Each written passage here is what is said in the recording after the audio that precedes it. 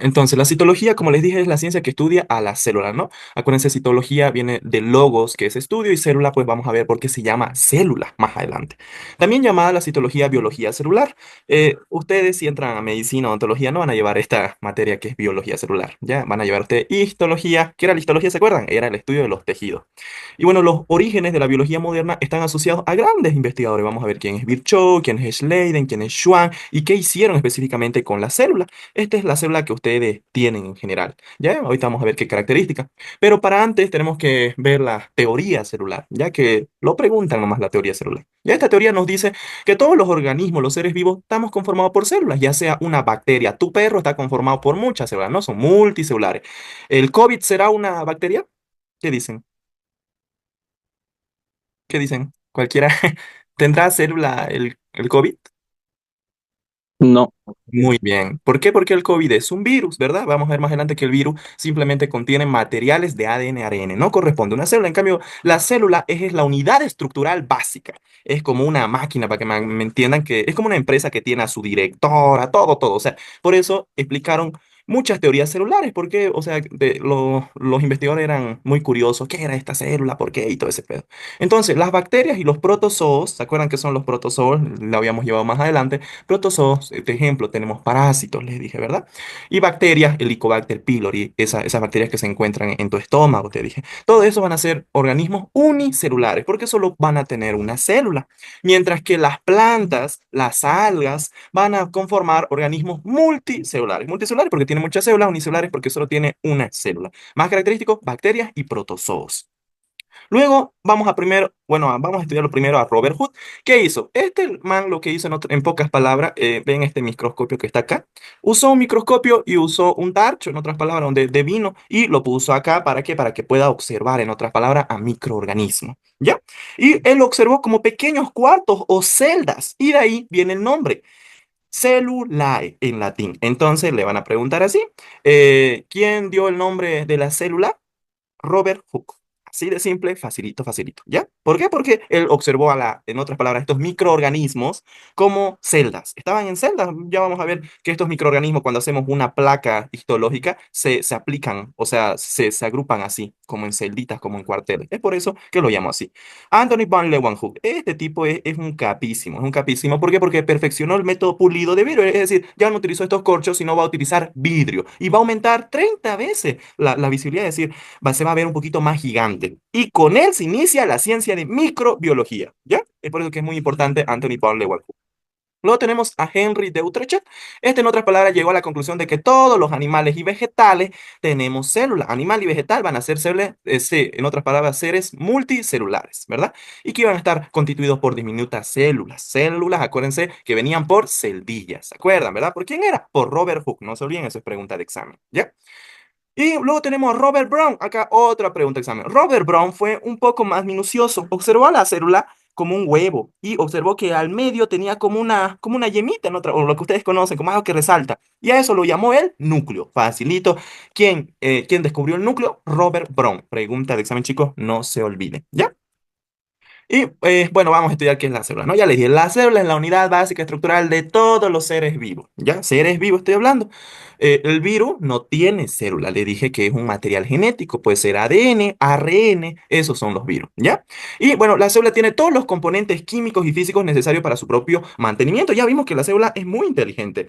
Les dije, la célula tiene una membrana, les dije, ¿verdad? Y acá afuera, que es el espacio extracelular, van a estar todos nuestros alimentos. Por ejemplo, la glucosa, que es tu azúcar, ¿verdad? ¿Se acuerdan que la glucosa estaba ahí nadando afuerita, afuerita, afuerita? Y cuando quería entrar a la célula, en otras palabras, no lo dejaba, no lo dejaba. ¿Y a quién necesitaba? ¿Se acuerdan? A la insulina. La insulina era esa hormona que venía del páncreas. Les dije, ¿verdad? Que la pregunta de examen. Y la insulina viene acá y le dice, oye, déjate de cojuda, necesitas sí o sí esto porque si no te vas a morir. Ya, ni modo. Y abre y mete, en otras palabras, a la glucosa, la va a meter con la insulina, en otras palabras, y va a abrir esos canales. Y es por eso que la célula sí se alimenta.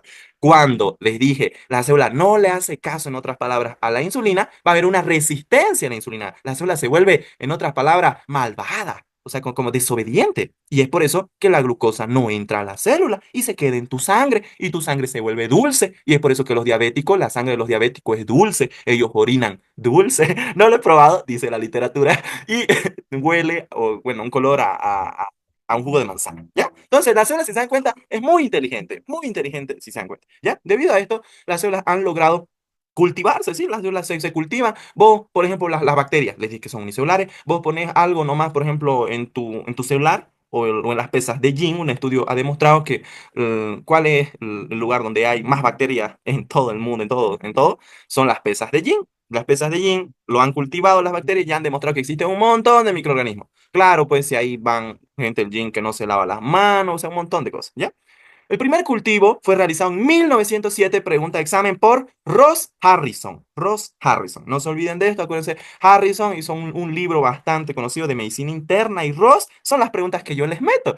¿Se acuerdan? No es Ross Paulina, es un autor igual que se caracteriza por estudiar toda la célula. ¿Ya? Entonces, Ross Harrison hizo el primer cultivo in vitro. ¿Qué quiere decir in vitro? Que agarró una célula, la puso en un medio de cultivo y esta célula se reprodujo un montón de veces, se reprodujo, se reprodujo. Es lo mismo cuando hacen la fertilización in vitro. Agarran al espermatozoide, que nosotros lo damos, obviamente, ahí está el esperma, ya lo vamos a ver más adelante cómo es, el espermatozoide, ¿verdad? ¿Y qué lo van a meter? Se lo meten a la mujer, hacen el cultivo, todo con el óvulo, obviamente. Una vez que se unen, se lo meten y ya está. ¿Ya? Vamos a ver el microscopio. Este es el microscopio, yo sé que varios de ustedes ya lo conocen por colegio. Es un instrumento que aumenta la imagen, el tamaño de las imágenes. Y acá hay otra pregunta de examen. Zacarías y Jan Hansen hicieron el primer microscopio en 1590. Ya, no se olviden de eso, chicos. ¿Ya?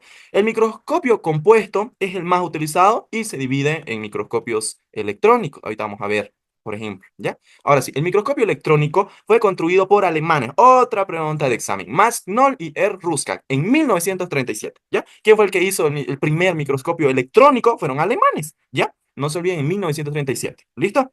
Y en otras palabras, hay dos clases de microscopio electrónico, les había dicho, que son primero el microscopio electrónico de transmisión o MET, que en otras palabras, si dice transmisión, va a transmitir haces de electrones para que se pueda observar una imagen muchísimo más cercana, ¿ya? Pero no vamos a poder observarlo en 3D. En 3D lo vamos a usar al microscopio de barrido. Esto sí nos va a dar una imagen en 3D, es decir, en tres dimensiones, que es lo que normalmente se usa en el microscopio de barrido para poder observar a la célula bien en su estudio, ¿ya?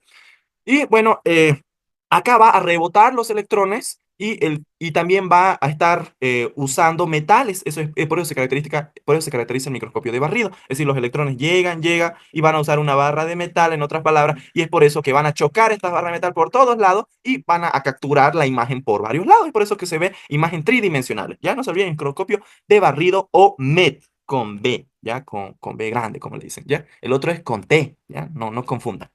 Ya, T de transmisión, no se olviden. B de barrido. Tipos de célula. Esto también ya lo habíamos visto. Les digo, todo lo que les digo siempre se repite. Todo, por eso es importante que entren a clase o que se anivelen. Si no pueden, anivelense, igual está grabado. Entonces, que una célula procariota, ¿ya? Esta célula solo lo vamos a encontrar en organismos del reino Arqueobacteria. Ya llevamos que es ese reino, ¿verdad? Y también vamos a poder encontrar en reino Eubacteria. Todas van a contener un citoplasma, que es lo que estoy señalando acá de rojito. Todo esto es un citoplasma. Todas contienen citoplasma. Van a contener ribosomas, que es lo que estoy dibujando acá. Estos son sus ribosomas. Van a tener cadenas, una sola cadena de ADN. Van a tener una sola cadena de ADN, que es el material genético. No confundan con ARN. Les dije, el ARN no sirve para información genética. ¿Para qué sirve? Como dice, ARN para ribosomas. Esto yo ya les traumé a varios, yo sé que se deben acordar. Y ribosomas va a construir las proteínas, ¿ya? Y también van a tener una membrana plasmática, ¿ya? No se olviden. Entonces, ¿qué van a tener las procariotas? Van a tener, como les dije, citoplasma, que es lo que le nutre a la célula, es un líquido, en otras palabras. También que va a tener ADN, pero de una sola cadena. Ojo, esto es importante, una sola cadena, porque nosotros tenemos ADN de doble cadena. Nosotros tenemos ADN de doble cadena. Ojo con eso, chicos, pregunta de examen, ¿ya? Y una membrana plasmática, ¿ya? Mientras que una sola eucariota, por ejemplo, nosotros. Les dije qué significaba eu. Verdadera célula, ¿ya? Es la verdadera célula la más completa. Esta aquí va a tener una membrana, igual les dije, va a tener una membrana plasmática, en otras palabras, va a estar constituido por citoplasma, y a su vez el citoplasma va a estar constituido por el citosol, ¿ya? El citosol, vamos a ver más adelante, que es un gel que va a estar rodeando todas las células, ¿ok? Y incluso acá lo dice, ¿no? Es una solución acuosa de sales, conformada por azúcar, aminoácidos, como les dije, ¿no? Es el que va a nutrir a la célula, en otras palabras, ¿ya? Y bueno, además va a estar constituido por un núcleo. Pregunta de examen, chicos. ¿Por qué se caracteriza las células eucariotas? Principalmente porque tienen núcleo. Núcleo. ¿Por qué más se caracteriza? Porque tenían ADN, ADN de doble cadena. Es decir, así es su este. Sí, bien bonito, de doble cadena. ¿Ya? ¿Por qué se caracteriza también? Porque tiene organelos. Miren acá, esto es un organelo. Ya más adelante vamos a ver qué es esta cosita bien bonita. ¿Ya? Porque tienen organelos. ¿Ya? Entonces, no se olviden. En conclusión. La diferencia entre procariota y eucariota, facilito, tiene núcleo, tiene doble cadena, no se olviden, doble cadena de ADN, tiene organelos y es lo más importante, ¿ya? Y el citosol es característico de la eucariota. Ahora vamos a hablar el forma y tamaño de la célula. Bueno, esto lo preguntan hartísimo en hematología, pero yo solo voy a decir lo que está en su libro, ¿ya? Porque dudo que les pregunten cosas de eso, porque eso se lleva en cuarto año de medicina, ¿ya? Entonces, vamos a hablar primero por qué se producen las formas de las células. Como pueden observar acá, cada célula tiene diferente forma. Incluso el eritrocito tiene diferente forma. Si nosotros sacamos el eritrocito, que es el glóbulo rojo, y bueno, lo hacemos un extendido, es decir, lo observamos al microscopio, va a tener una forma así bien redondita, bien redondita. Pero cuando el eritrocito circula en la sangre, va a tener una forma específicamente de, como esta, bipolar le llaman, ¿ya? Porque aquí tiene un polo y otro polo. Esto lo va a usar específicamente para que llegue a la célula. Sí, aquí está una célula, ¿verdad? Necesita llegar a los tejidos. Ya le dije, unión de célula. Por ejemplo, esto es un tejido que está conformado por varias células. Va a necesitar que le llegue sangre, si no se muere, pues. Entonces, el eritrocito se va a hacer así, como una doble polo, en otras palabras. Ya se incurva. Y a ese fenómeno, para que se incurve, se denomina diapédesis, chicos. Diapédesis, ¿ya? Diapédesis es pregunta de examen que se denomina al eritrocito cuando llega al tejido o a cualquier célula. Diapédesis, ¿ya? Diapédesis, esa es la forma que toma el eritrocito, ¿ya? Entonces, yo creo que lo vamos a ver más adelante, sí, pero todo lo que les digo, ya les dije, siempre lo vamos a volver a ver más adelante o ahorita, ¿ya? Entonces, tiene diferentes formas, ¿por qué? Porque tiene existencia de paredes, ¿ven? Todas tienen paredes como tal, todas tienen, mira, está medio cuadradito, ¿ves? También por la presión que ejercen una célula sobre otra, ¿sí? Hay tejidos donde las células están muy apretadas. Un ejemplo clásico, tu pancita, ahí está tu pancita, hay un montón de adipocitos, apretadísimos están esos. Oye, o sea, viene un adipocito nuevo y no, voy, ya no entré, le dicen literal, ya no entré. Entonces este tipo se siente ofendido. Va, me voy a ir entonces a otro lugar y se va a las caderitas. A la miércoles. Les dije que los hombres tenemos predisposición genética y que la grasa se acumule en el abdomen, mientras que las mujeres se acumulan en los glúteos y en los senitos, ¿ya? Ya, por predisposición genética. Luego, la disposición del citoesqueleto también es una característica del que le da a la célula. El citoesqueleto es como nuestro esqueleto, en otras palabras. Es decir, vamos a poder observar así, son como construcciones, para que me acuerden, son como los cementos que van a darle, en otras palabras, la forma a la célula. Me van a dar el armazón, pregunta de examen. ¿Quién me da el armazón de la célula? El citoesqueleto. ¿Ya? Muy importante, chicos, y está presente en las células eucariotas.